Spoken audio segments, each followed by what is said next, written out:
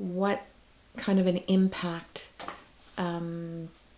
supporters can make on a person's life when they implement. And actually, it's kind of more than just implementing this model of support. It's actually believing in it and rolling with it.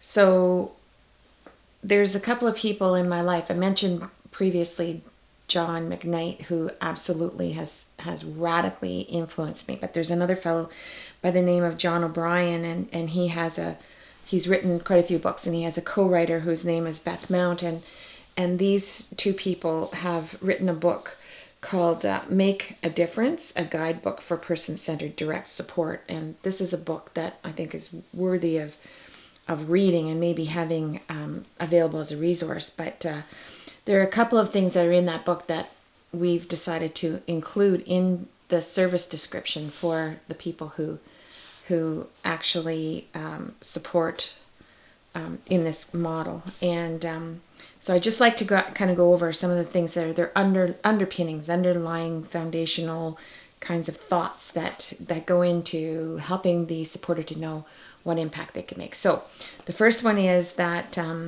when you implement this type of support, the person at the center really counts on the supporter for the assistance. So that's something to remember, that in order for the person at the center to live their very best life, they depend on somebody actually being there to help them. So it includes things like understanding things, connecting to things that are happening in their world, and there's just so many things that go, like it goes so far beyond just personal care and fixing meals and things like that. Those are all really important things, but it's helping the person at the center to really participate in the world. So they need help. The second thing is you have to have take time to get to know the person at the center, and for the person at the center to get to know you as a supporter. And the best way to do that is to share experiences. So in order to share experiences, you have to spend time and be open to sharing of yourself. So it's not just being physically present, it's actually engaging in the relationship. So it's getting to know one another.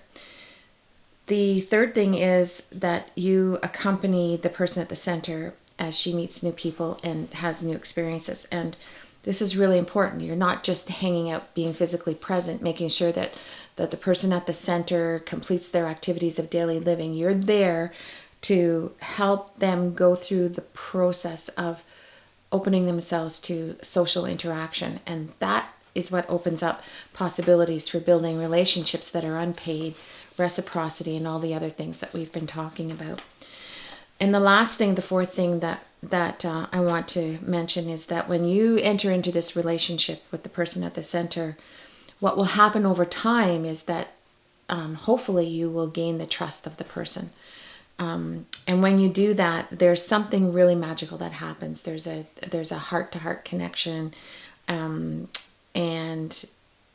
I think what will happen is, what we've seen with so many people is that your outlook on life changes. It just does. And you do things differently. You use different language. You talk to people differently. You just have a different way of showing up in the world.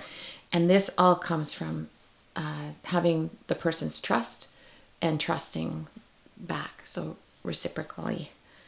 And and so this has all been incorporated into the service description that we use for all of our supporters.